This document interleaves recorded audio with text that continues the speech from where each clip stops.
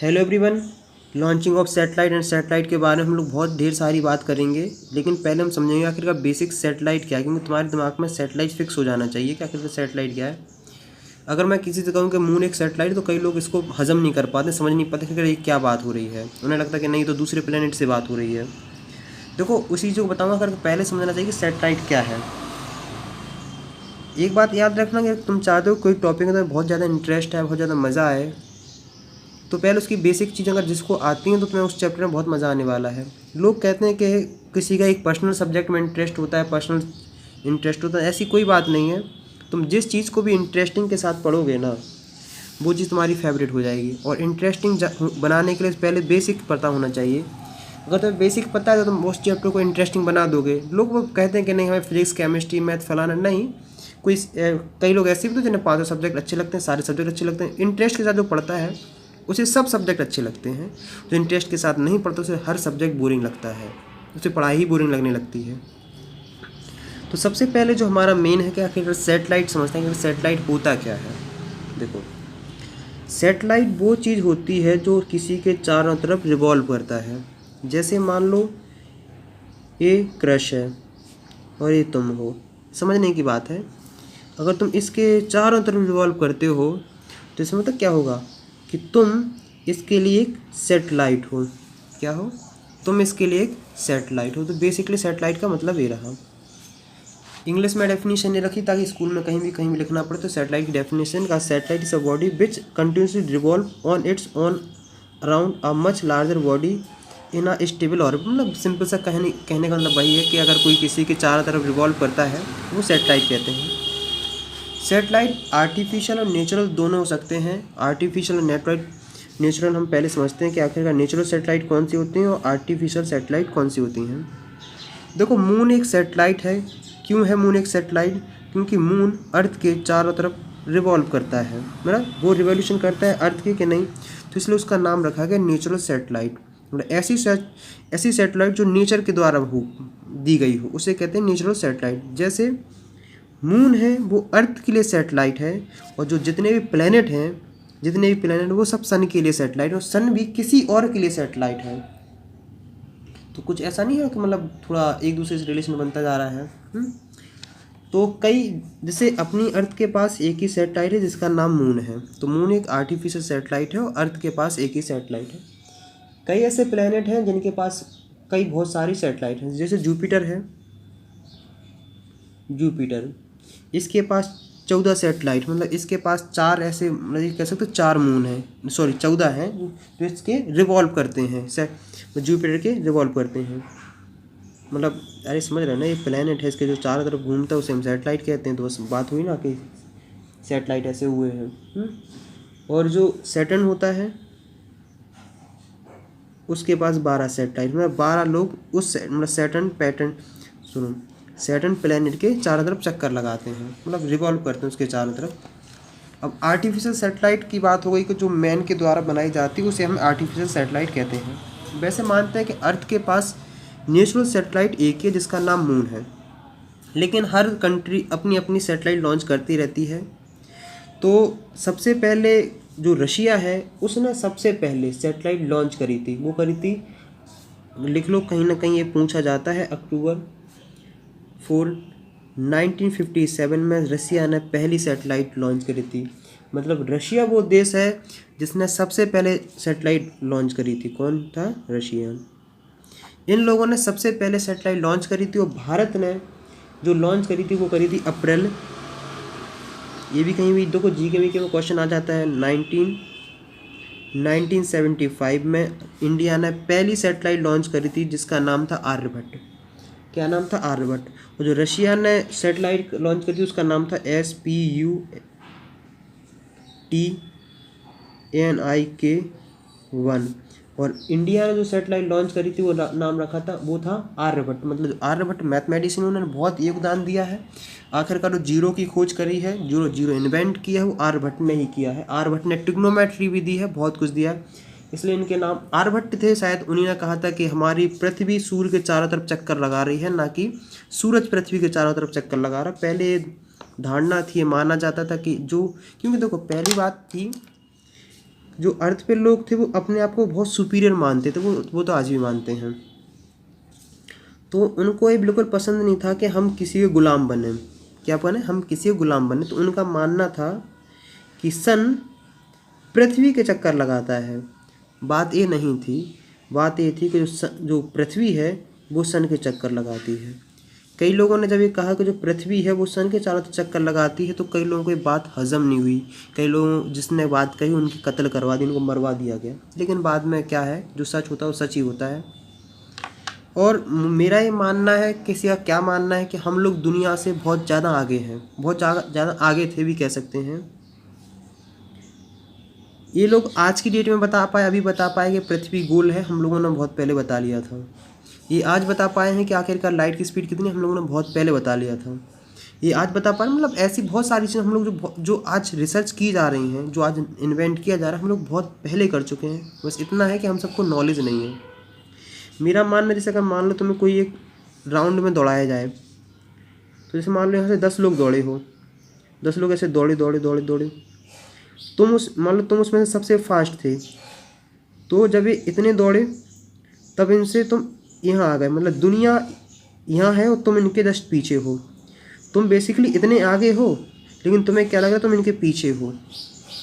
मेरी जो थ्योरी, मेरी यही मानना है कि हम लोग दूसरों लोगों से कई गुना आगे थे। जो आज रिसर्च जो बात करी जा रही है, हम बहुत पहले कर चुके हैं। बस वही है कि हम लोग अपना ही ज्ञान नहीं रहा, क्योंकि इतने बार आक्रमण हुए हैं, इतनी बार परेशान किया गया है, मेंटली टॉर्चर किया गया कि हम लोग बहुत कुछ भूल गए हैं। लेकिन ये माना जाता है कि आज भी इंडिया लोगों के पास बहुत ज़्यादा अच्छा दिमाग है। और धीमे धीमे बात करेंगे कि हम लोग कहाँ पढ़ रहे थे।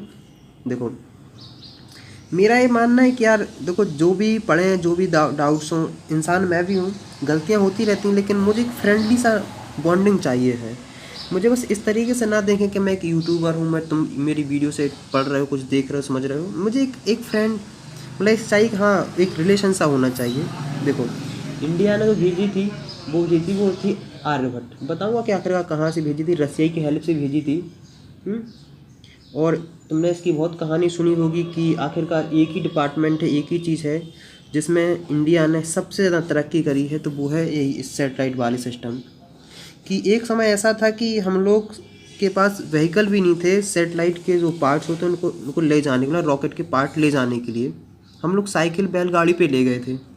और आज हम दुनिया को टक्कर दे रहे हैं, समझ रहे हो ना। तो आखिरकार अगर सोच लो कि इंडिया ने कितना इसमें नाम किया, इसरो का आज पूरी दुनिया में नाम चलता है। तो इंडिया को इतने हल्के में ना लो। बस थोड़ा बहुत लोग अगर अपने काम में सीरियस हो जाए ना, तो यार हम लोगों को कोई रोक नहीं सकता पीछे, क्योंकि हमारे पास वो ब्रेन है जो दुनिया के कहीं नहीं पाया जाता है। बहुत अच्छा ब्रेन है इंडिया के पास। बस यार हमारे यहाँ एक थ्योरी चलती है, और वो थ्योरी शायद लोगों के ज़्यादा खून में बस गई है कि अगर मान लो जो आगे जा रहा होगा ना, उसका जस्ट पीछे होगा, वो उसके पैर खींचेगा। और अक्सर ये अपने ही करते हैं, कोई पराया नहीं करता है, अपने ही करते हैं। जैसे अपने दोस्त हुए, रिश्तेदार हुए, फैमिली मेम्बर हुए, यही करते हैं। माँ बाप के अलावा बाकी सबका यही रहता है कि बस टांग खींचते रहते हैं। तो बस यही चीज़ इसी वजह से हम लोग थोड़े बहुत पीछे हैं, नहीं तो और कोई बात नहीं है। और दूसरी बात यह है कि हम लोग अपने आप को बहुत सर्वोपरि समझते हैं। हम लोग अगर कुछ नहीं आता तो हम दूसरों से पूछने की कोशिश भी नहीं करते हैं। यही सिस्टम है। तो कुछ वजह से हम लोग पीछे हैं, बाकी सब ठीक है। ब्रेन मैं मानता हूँ कि इंडिया के पास सबसे अच्छा है, सबसे अच्छा इंडिया का कल्चर है, बहुत कुछ इंडिया के पास है। कभी डिटेल में बात करेंगे। आज हम लोग पढ़ते हैं लॉन्चिंग ऑफ सैटेलाइट। तो सपोर्ट करो यार, गलती होती रहती हैं, क्योंकि हर कोई अपने अपने हिसाब से सोचता है, बताता है कि कितना तुम्हें नहीं आता है, फिर मैं सोचता हूँ कि जितना मुझे नहीं आता है उतना कोशिश करता हूँ। लेकिन बताओगे तो बेसिकली एक बॉन्ड बनेगा, बात होगी, और हम लोग ज़्यादा अच्छे से इस बात पे बात कर पाएंगे। सैटेलाइट कि देखो, अब नेचुरल सैटेलाइट का तो कोई सिस्टम नहीं रहा। अब बात रहेगी किसकी? आर्टिफिशियल सैटेलाइट की। आगे बढ़ने से पहले मैं तुमसे एक क्वेश्चन पूछना चाहता हूँ, कमेंट्स में आंसर लिखना कि जो अभी तुम वीडियो देख रहे हो, तो रिसेंटली इंडिया ने कौन सी सैटेलाइट लॉन्च करी है और उसका क्या पर्पस है। तो बताएं कि क्योंकि देखो, सैटेलाइट जो लॉन्च की जाती हैं लोग रॉकेट की हेल्प से करी जाती हैं, ऐसे अपने आप नहीं पहुंच जाती हैं। तो हर किसी का अलग अलग पर्पस होता है। तो बताइए कि आखिरकार कौन जो भी रिसेंट सैटेलाइट लॉन्च करी है वो मतलब जितना उसके बारे में बता सको उतना बताना, ताकि मज़ा आएगा। तो हम लोग सबसे पहले बात करते हैं कि लॉन्चिंग ऑफ सैटेलाइट। यहाँ तक कोई डाउट्स, कोई समस्या कुछ बताया हो तो बात करते हैं, लेकिन उससे पहले हम आप समझेंगे लॉन्चिंग ऑफ सैटेलाइट में बेसिक चीज़ समझेंगे। मुझे बस एक बॉन्डिंग सी बनानी है, मैं चाहता हूँ कि सब जगह तो मुझे बॉन्डिंग सी रहो, तो तब ज़्यादा अच्छा रहेगा। हम अब पढ़ते हैं कि principle of launching of satellite. देखो वीडियो थोड़ी पॉज करो, जितना पढ़ चुको उसको थोड़ा रिवाइज कर लो ताकि ज़्यादा अच्छा रहेगा। तो अब हम लोग समझते हैं बेसिक मतलब principle of launching of a satellite. देखो सैटेलाइट बहुत दिमाग में आ रहा होगा, लेकिन ये सेट नहीं हो पा रहा होगा। देखो सैटेलाइट से पहले तुम थोड़ा रॉकेट के बारे में समझो, क्योंकि आखिर का जो सैटेलाइट ली जाती है वो सैटेलाइट अपने आप से नहीं जाती है, उसमें रॉकेट की हेल्प चाहिए पड़ती है। और रॉकेट की 3 स्टेज होती हैं, और 3 स्टेज के बारे में अभी बात करेंगे, घबराओ नहीं। लेकिन पहले समझोगे कि अगर principle of launching of rocket समझो तब ज़्यादा बेहतर तरीके से समझ में आ जाएगा। देखो देखो सुनो, देखो मैं बताऊँ क्या कि अगर रॉकेट की ज़रूरत क्यों होती है, तो रॉकेट की ज़रूरत ये होती है कि जो ग्रेविटेशन पुल है उसके अगेंस्ट में जाना होता है, इसलिए रॉकेट की ज़रूरत पड़ती है। और रॉकेट में जानते हो कि जो सिस्टम रहता है नीचे से एग्जॉस्ट किया जाता है, ताकि आखिरकार ग्रेविटेशन की जो पुल है, ग्रेविटेशन जो खींच रहा है उसके अगेंस्ट में जाके वहाँ तक पहुँचाया जा सके। इसके लिए तुम्हें 2 चीज़ों की ज़रूरत होती है, एक होती है इसके वेलोसिटी की, ये भी बताऊँगा, और दूसरा होता है एक ऑर्बिटल वेलोसिटी। ये इसके बारे में हम लोग पूरा डिटेल में बात करेंगे। इसके वेलोसिटी की मैं वीडियो बना चुका हूँ, काफ़ी डिटेल में बताया है। अगर थोड़ी बहुत भी परेशानी है, डाउट्स है, समस्या है, तो इसके वेलोसिटी बाय केपी सिंह लिख देना है, तुम्हें वीडियो ईजिली मिल जाएगी। तो बाय केपी सिंह। अब हम बात करते हैं ऑर्बिटल वेलोसिटी के बारे में। किसके बारे में? ऑर्बिटल वेलोसिटी के बारे में। देखो principle of launching of a satellite, तुम्हें कुछ ऐसा समझना है, ये क्या है? अर्थ है। क्या है? अर्थ है। ऐसे समझो, ये अर्थ है। मान लो एक ऊंचा सा टावर है। क्या एक टावर है, और इस पे तुम खड़े हो। क्या खड़े हो? तुम खड़े हो। यहाँ एक फुटबॉल है। क्या एक फुटबॉल है? तुमने इसमें लात मारी, अगर धीमे लात मारी तो ये आके यहाँ गिर जाएगी, पैराबोलिक पाथ बनाएगा और ज़मीन पे गिर जाएगी। अगर और ज़ोर से मारी तो और यहाँ गिर जाएगा, और ज़ोर से मारी तो यहाँ हो जाएगा। लेकिन मान लो तुम्हें बहुत पावर था, मतलब जितनी ज़ोर से लात मार सकते हो लात मार सकते हो, तुम सुपरमैन हो, मतलब भाई अपना सुपरमैन है। देखो एक टाइम ऐसा आएगा कि तुम इतनी तेज़ मारोगे लात, तो इसको भी बोल देते हैं कि ये जो बॉल है ना, ये अर्थ की रिवॉल्व करने लगेगी, मतलब इसको इतनी सफिशेंट एनर्जी मिल जाएगी, मतलब वेलोसिटी मिल जाएगी कि अर्थ की रिवॉल्व करने लगेगी। फिर ये पैराबोलिक पाथ के नीचे नहीं गिरेगा, फिर ऐसे राउंड बना के ऐसे घूमने लगेगा। जैसे अगर तुमने कभी वो देखा होगा, स्ट्रिंग वाला बताया था कि स्ट्रिंग में अगर तुम पत्थर लो और फिर घुमाओ, पैर लूज होता है तो फिर एक घुमाओगे तो पूरा सर्कल घूम जाता है सिस्टम। वहाँ भी थोड़ा थोड़ा ऐसे ही लग रहा है, तुम्हें थोड़ा बहुत समझ में आ जाएगा। जो हमने जितने से इसको लात मारी है ना, ये जो बी से मारी है, जैसे मान लो यहाँ तुम मार रहे थे, देखो मैं एक हाइपोथेटिकल नंबर लेना हूँ, जरूरी नहीं कि इतना ही आए। जैसे मान लो इसको मान लिया तुमने 10 मीटर पर सेकंड की स्पीड से तुमने यहाँ से लात मारी इसको, तो यहाँ गिरा। जब तुमने 12 मीटर पर सेकंड से मारा तो ये बॉल यहाँ गिर गई है।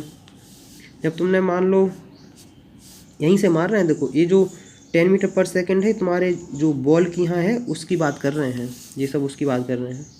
यहाँ मान लो हमने 15 मीटर पर सेकंड से मारा तो ये बॉल आके यहाँ गिर गई है। समझ रहे कि नहीं? मान लो तुमने यहाँ से लात मारी कितने की, तुमने मारी यहाँ से 50 मीटर पर सेकंड की स्पीड से। कितने से मारी? 50 मीटर पर सेकंड स्पीड से जैसे ही मारी तो ये क्या होगा ना, रिवॉल्व होने लगेगा।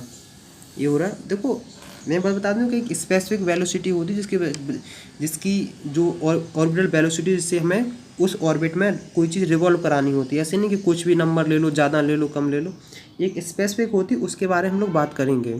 घबराओ नहीं, करेंगे बात, लेकिन उससे पहले हमें बेसिक समझना है। तो हमने क्या समझा? इतना समझ लिया कि इसकी वेलोसिटी क्या हो। ऑर्बिटल वेलोसिटी कॉन्सेप्ट समझ में आया कि नहीं? ऑर्बिटल वेलोसिटी जो है वो हॉरिजॉन्टल वेलोसिटी है। क्या है? हॉरिजॉन्टल वेलोसिटी है, वही हॉरिजॉन्टल वेलोसिटी है जिससे तुम यहाँ से मारो ताकि एक पूरा एक रिवॉल्व करके आ जाए। तो मुझे उम्मीद है कि हाँ तुम्हें समझ में आ गया होगा। और हमें दो वेलोसिटी की ज़रूरत होती है, एक होती है एस्केप वेलोसिटी और दूसरी होती है ऑर्बिटल वेलोसिटी। तो चलो हम लोग अब बात करते हैं कि एस्केप वेलोसिटी की ज़रूरत क्यों होती है। देखो एस्केप वेलोसिटी आखिरकार तुम्हें किसी ना, देखो ये तो हमने सिंपल समझ लिया है, इस एग्जाम्पल समझ लिया है। ऐसा तो हो नहीं सकता कि हम इतना बड़ा कोई टावर बनाए, मतलब 600-500 किलोमीटर का टावर बनाए, जितना ही बनाए इतना बड़ा टावर बनाए फिर वहाँ से लॉन्च करें, इतना तो पॉसिबल नहीं है ना। तो इस यहाँ जो आता है वो आता है एस्केप वेलोसिटी का कॉन्सेप्ट। देखो करेंगे, देखो एस्केप वेलोसिटी का कॉन्सेप्ट मैं बहुत पहले समझा चुका हूँ कि एस्केप वेलोसिटी क्या होती है और क्या रिलेशन है। तो प्लीज़ वहाँ जाके वीडियो देख लें तो ज़्यादा बेहतरीन समझ में आएगा। Escape velocity bye KP Singh डालना तुम्हें आसानी समझ में आ जाएगा। मेन हमें बात करनी है ऑर्बिटल वेलोसिटी के बारे में। ऑर्बिटल वेलोसिटी का थोड़ा हल्का फुल्का मैं बता चुका हूँ। ऑर्बिटल वेलोसिटी क्या है, एक हॉरिजॉन्टल वेलोसिटी है, वो हॉरिजॉन्टल वेलोसिटी है जो यहाँ प्रोवाइड करी जाती है ताकि ये इसमें रिवॉल्व कर सके। अगर मेरी वीडियो वर्टिकल सर्कल वाली देखी हो कि आखिरकार कितनी मिनिमम वेलोसिटी दी जाए कि ऑब्जेक्ट रिवॉल्व कर ले जाए, ऐसी सिस्टम कुछ यहाँ भी है, ऐसी सिस्टम कुछ यहाँ भी है। थोड़ा धीमे धीमे समझ में आ जाएगा। हमने ऑर्बिटल वेलोसिटी की बात कर लिया कि आखिरकार वो एक सर्कुलर राउंड में करने के लिए बताऊंगा कि आखिरकार वेलोसिटी इंक्रीज डिक्रीज करने से क्या होता है। अब uses of multi stage rocket, basically rocket की 3 स्टेज होती हैं, 3 स्टेज होती हैं रॉकेट की। उन तीनों स्टेज के बारे में बात करते हैं। लेकिन इतना बात याद रखना है कि कम से कम जो यहाँ से ग्राउंड से दी जाती है, जो रॉकेट को वेलोसिटी दी जाती है वो इसके वेलोसिटी से ज़्यादा होनी चाहिए। वैसे मतलब इसके वेलोसिटी तो आ रहा है, इसके वेलोसिटी तब माना जाएगा जब ये सब एटमॉस्फेयर नहीं हो, सिर्फ क्या हो, ग्रेविटेशनल पुल हो। इतनी तो वैल्यू तब चाहिए पड़ती जब सिर्फ यहाँ क्या हो, सिर्फ ग्रेविटेशनल पुल हो, मतलब सिर्फ अर्थ की वजह से इतना चाहिए। तुम जानते हो कि यहाँ कितना होता है, एटमॉस्फेयर होता है, एयर होता है, रेजिस्टेंस, इनको भी आखिरकार पुल मतलब इनके अगेंस्ट में जाना पड़ता है कि नहीं। तो तुम्हें इनके अगेंस्ट में जाना पड़ता है, मतलब इससे भी ज़्यादा तुम्हें इसकी वेलोसिटी देनी पड़ती है। तो इतना समझ में आ गया कि नहीं, क्योंकि रेजिस्टेंस जो एयर रेजिस्टेंस होता है काफ़ी ज़्यादा होता है, तो हम मान के चलते हैं कि हमें इसके वेलोसिटी से ज़्यादा वेलोसिटी देनी पड़ती है। देखो 3 स्टेज होती हैं। जो सैटेलाइट होती है वो लास्ट स्टेज में रखी जाती है, लास्ट स्टेज। जो थर्ड स्टेज होती है, जैसे देखो कुछ ऐसा रॉकेट होता है, रॉकेट बनाए, एक स्टेज, दूसरे स्टेज और तीसरी स्टेज, ये थर्ड है, ये सेकंड है, ये फर्स्ट है। इसके अंदर पैक होती है सैटेलाइट। जब ये आखिरकार वहाँ डिज़ायर्ड प्लेस पे चली जाती है, फिर इसको ऐसे और देखो जाती वर्टिकल है, फिर उसको हॉरिजॉन्टल में हॉरिजॉन्टल किया जाता है, हॉरिजॉन्टल जाके फिर ये ऐसे रिवॉल्व करी जाती है। यहाँ से एक वेलोसिटी दी जाती है जिसे बोलते हैं ऑर्बिटल वेलोसिटी। उसके बारे में हम लोग पूरा कॉन्सेप्ट पढ़ेंगे। तो मुझे समझ में आ गया आपको कि आखिरकार कहाँ से कहाँ तक क्या है। देखो इसको तो मैं ऐसे समझना कि क्या फर्स्ट स्टेज में क्या होता है, सेकंड स्टेज में क्या होता है। हम बात करते हैं फर्स्ट स्टेज की कि आखिरकार पहली स्टेज में क्या होता है। पहली स्टेज में जो रॉकेट जाता है, मान लो सिंपल सा रॉकेट बना लेते हैं। देखो जब पहली स्टेज में ऐसा, तो जब पहली स्टेज का फ्यूल ख़त्म हो जाता है, क्या हो जाता है, जब पहली स्टेज का फ्यूल ख़त्म हो जाता है तो एटमॉस्फेयर को जो अगेंस्ट में मूव करेगा तो फ्यूल तो ख़त्म होएगा ना। ये फ्यूल ख़त्म होता है, इसको पहली स्टेज को ये डिटेक्ट कर दिया जाता है। अब सैटेलाइट के पास बचे हैं 2 पार्ट। पहला पार्ट हमने ख़त्म कर दिया, बचे हैं 2 पार्ट। 2 पार्ट जैसे देखो इसका सिस्टम है कि जैसे जैसे देखना ये पार्ट गिरते जाते हैं वैसे वैसे उसकी वेलोसिटी इंक्रीज़ होगी, क्योंकि हमें बेसिकली अब कम वेट लेके जाना है। जैसे मान लो तुम पर्वत पे जाते हो, तो अगर खाना जैसे जैसे ख़त्म होता जाता है वैसे वैसे तुम्हारे कैरियर बैग का वेट कम होता जाता है कि नहीं। सिस्टम ऐसे भी यही है, फील हो जाता है। फर्स्ट चीज़ हमने जैसे पार कर ली है, फिर हमें जो वर्टिकल जाते हैं वहाँ से हम टिल्ट करना स्टार्ट हो जाते हैं, मतलब टिल्ट होना स्टार्ट हो जाते हैं। फिर आ जाता है सेकंड। सेकंड स्टेज में वेलोसिटी थोड़ी इंक्रीज़ कर दी जाती है और बेसिकली ये टिल्ट होना यहाँ से स्टार्ट हो जाता है सेकंड स्टेज से। जब इसका फ्यूल ख़त्म हो जाता है तो हम आ जाते हैं थर्ड स्टेज पे। मतलब थर्ड स्टेज होती है जिसके अंदर जिस मतलब थर्ड स्टेज किसकी, रॉकेट की, उसके अंदर हमारी सैटेलाइट पैक होती है और वहीं से पूरा एक, जैसे मान लो ये ऐसा जाता है, ऐसा ही रॉकेट रहा है, इसके अंदर सैटेलाइट पैक होती है, ये पार्ट हटते हैं तो ये सैटेलाइट यहाँ मोशन मतलब बाहर आ जाती है, फिर उसको यहीं से जो दी जाती है मतलब क्या दी जाती है, ऑर्बिटल वेलोसिटी। उसी ऑर्बिटल वेलोसिटी की हेल्प से मतलब डिसाइड करी जाती है आखिरकार ये सैटेलाइट कितनी हाइट पे है और इसे कितनी हाइट पे, जो हाइट है वही डिसाइड कर दी कि इसको ऑर्बिटल वेलोसिटी कितनी दी जानी है। ऑर्बिटल वेलोसिटी में कन्फ्यूजन है, सिंपल समझो कि उसे हॉरिजॉन्टल वेलोसिटी कितनी दी जानी है। देखो जैसे हमने क्या कहा है, क्वेश्चन कराएंगे, घबराओ नहीं। जैसे मैंने क्या कहा है कि हम लोग वर्टिकल वेलोसिटी क्यों देते हैं, ताकि वो इसके वेलोसिटी इसलिए देते हैं, वर्टिकल वेलोसिटी को इसको इसके वेलोसिटी बोलते हैं, इतना समझ के रखना। इसलिए देते हैं ताकि वो ग्रेविटेशनल पुल है, उस मतलब ग्रेविटेशन जो खींचा जा रहा है उसके अगेंस्ट में जाके वहाँ तक पहुँचा जा सके। इसके वेलोसिटी किस लिए होती है, ताकि ग्रेविटी का पुल से अगेंस्ट में जा सके। हॉरिजॉन्टल वेलोसिटी दी जाती है ताकि वो एक सर्कुलर पाथ में रिवॉल्व कर सके। बेसिक फंडा है, मुझे लगता है क्लियर हो गया होगा। अब जो नेक्स्ट टॉपिक हम लोग पढ़ेंगे वो काफ़ी डिटेल में पढ़ेंगे, न्यूमेरिकल कराएंगे, सब कुछ कराएंगे, ऑर्बिटल वेलोसिटी, इसके बारे में डिटेल में बात करेंगे। अभी देखो थोड़ा बेसिक इसलिए बताया था कि एक साथ कुछ लोग होते हैं, यूट्यूब की एक खासियत है या फिर जो भी डिसएडवांटेज कह दिया जाए कि यहाँ हर टाइप के स्टूडेंट हैं।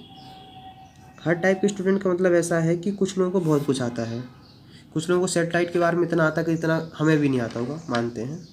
कुछ लोगों को बहुत ही कम आता है। तो मुझे हर किसी के हिसाब से बनाना पड़ता है, ऐसा नहीं कि बिल्कुल पूरा बना के रख दूँ कि देखो मान लो 100 बच्चे देख रहे हैं तो 5% लोगों को ही ज़्यादा नॉलेज होती है। ज़्यादा नॉलेज मतलब उनका एक फेवरेट सब्जेक्ट होता है, बहुत कुछ होता है, तो उन्हें बहुत कुछ आता रहता है, तो उन्हें जो बताया जाता है वो सब पुराना सा लगता है कि आखिरकार इसमें कुछ नया नहीं है। अब बचे 95 में तुम्हारे पास 25 स्टूडेंट होते हैं जिन्हें मीडियम आता है। जितना मैं बता रहा हूँ उतना मतलब इतना हजम होता जाता है कि हाँ चलो कोई बात नहीं, कोई दिक्कत नहीं, कोई समस्या नहीं। अब आते हैं 60% वो बच्चे होते हैं जिन्हें एक टॉपिक ही नया लगता है, या आखिरकार कैसा हो रहा है, क्या हो रहा है। यकीन मानो बहुत लोगों को ये वर्टिकल और हॉरिजॉन्टल का थोड़ा दिमाग में सेट करने में दिक्कत हुई होगी कि आखिरकार इसके वेलोसिटी का क्या रोल हो रहा है, इतना एग्जॉस्ट क्यों किया जाता है, क्यों इतना खर्च आता है, कितना क्यों आता है, आखिरकार मेन तो थर्ड स्टेज में हम थर्ड स्टेज ही क्यों नहीं पहुंचा देते हैं डायरेक्ट, आखिरकार इतनी ज़रूरत क्यों होती है। कहा जाता है कि फ्यूल बहुत खर्च होता है, यही है। एक बार अगर अपने ऑर्बिट में पहुंच गया, इसे देखो ऑर्बिट उसे कहते हैं जिस सर्कुलर पाथ में मूव करता है, क्या बोलते हैं उसको, इस सर्कल को बोलते हैं हम सर्कुलर पाथ को हम ऑर्बिट बोलते हैं। यहाँ अगर पहुँच गया तो फिर तो ये अपने आप ही मूव करता रहता है। मेन जो होता है वो अर्थ से लेके यहाँ तक पहुँचाने में ही ज़्यादा खर्च आता है, तो वो रॉकेट की हेल्प से किया जाता है। तो मुझे उम्मीद है कि यहाँ तक तुम्हें काफ़ी हद तक समझ में आ गया होगा। नेक्स्ट वीडियो में हम पढ़ेंगे ऑर्बिटल वेलोसिटी के बारे में। मुझे इतना लग रहा है कि मैंने कुछ ज़्यादा नहीं बताया, ये सोचो कि बहुत बेसिक पढ़ाया है, ये सोचो कि अभी अल्फ़ाबेट से स्टार्ट किया है। मैं खुद मान रहा हूँ कि मैंने कुछ ज़्यादा डिटेल में नहीं पढ़ाया, ज़्यादा कोई हाई फाई नहीं पढ़ाया, मैं खुद मान रहा हूँ, मुझे पता है, क्योंकि धीमे बढ़ाएंगे तब ज़्यादा बढ़ेगा। ऑर्बिटल वेलोसिटी के बारे में हम बात करते हैं, तो वो नेक्स्ट वीडियो में करेंगे। फिर भी यहाँ तक कुछ भी अच्छा लगा हो, नहीं भी लगा हो, यहाँ तक देख रहे तो तुम लोग 3 फ्रेंड के साथ ये वीडियो ज़रूर से ज़रूर शेयर करें। बेसिक बताया है, आगे हम और बात करेंगे। तो तब तक के लिए पढ़ते रहो और जो भी डाउट्स हो, जो भी समस्या है, जो भी लगा हो कमेंट्स में लिखिए।